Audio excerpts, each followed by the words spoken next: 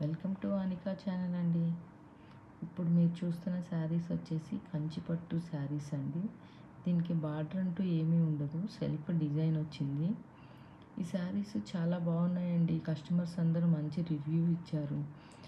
అందుకే నేను మీకు ఇది వీడియో చేసి స్పెషల్గా చేస్తున్నాను. ఇక నుంచి నా షార్ట్స్ అన్నీ వీడియో కూడా వస్తాయి.